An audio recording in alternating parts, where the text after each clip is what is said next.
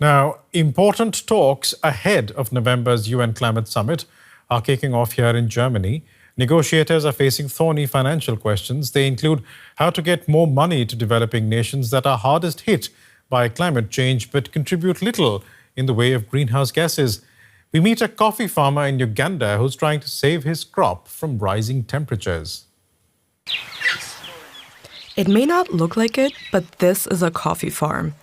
Aaron Kiyage planted various shady trees around his coffee plants in central Uganda. It's meant to protect his business in the face of climate change because hotter temperatures and longer dry spells have been destroying his crops. In the open area, coffee is exposed to excess heat, and its cup quality is not as good as when it is grown under a tree shade. The EU has dedicated 4.5 million euros to this agroforestry project, which is being tested on 50 plots of land in Uganda.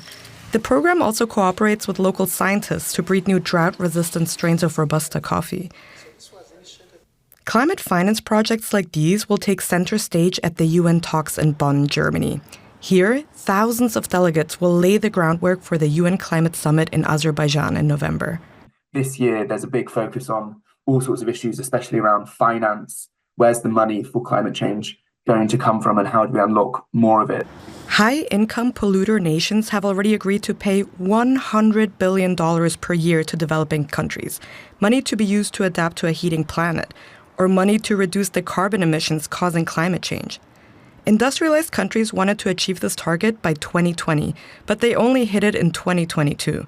And the deadline to set a new finance goal is just around the corner. It needs to be decided by the end of the year.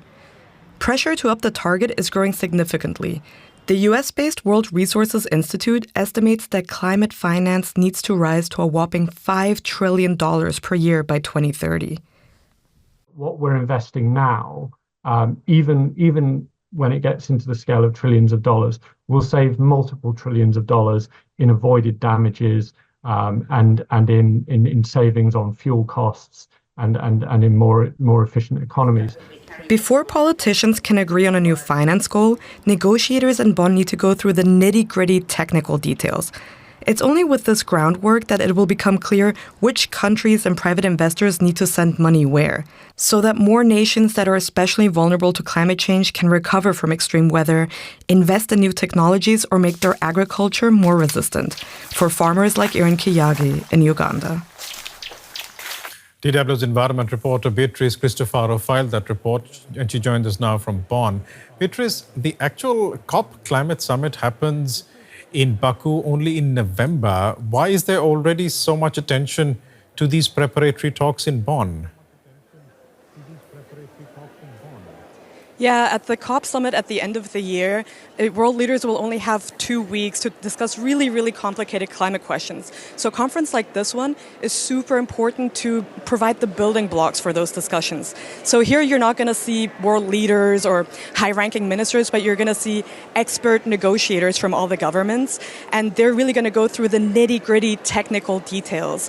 So because there's not as much political scrutiny here, they can talk about things like time frames, transparency arrangements, the actual science of it. And then the hope is that they're going to lay the technical foundation that politicians can use later on in the year to hopefully come to an agreement. You said in your report that delegates will be discussing a new finance goal. Are there any sticking points? Yeah, there's massive pressure to really increase the finance goal this year. But the big question is, how are we going to unlock that extra money to help vulnerable nations that are disproportionately affected by climate change? And so one of the things on the table is, how do we incentivize private investments so we're not only depending on government coffers?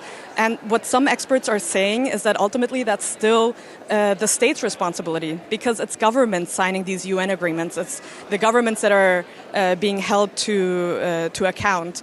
So what can governments do to incentivize those private investments? Maybe subsidies, regulations, taxation. These are all things that are on the table. Another sticking point is that lots of the developing countries who are already paying a lot in climate action want more help from countries that maybe don't technically count as developed or high income, but that already have huge emissions, which also makes them responsible. So, for example, these are countries like China or Saudi Arabia. But realistically speaking, how far can negotiators progress on these issues at the Bonn conference? Yeah, that's always a big problem because the technical details that are being discussed here are absolutely vital for a good deal that all countries will hopefully agree on in the end. But the issue with the Bonn conference is that because you need, when a contentious issue gets to a certain point, you just need politicians to sign off on it. And because there isn't a set formal binding deadline at the end of these 2 weeks here in Bonn, oftentimes the conversations and negotiations can get stuck. But the dream scenario, of course, is that all that groundwork gets done to really lay a perfect technical foundation so then the decision-making at the COP in Azerbaijan can be much easier. We'll leave it there for the moment. DW's Beatrice Cristofaro in Bonn. Thanks very much for that update.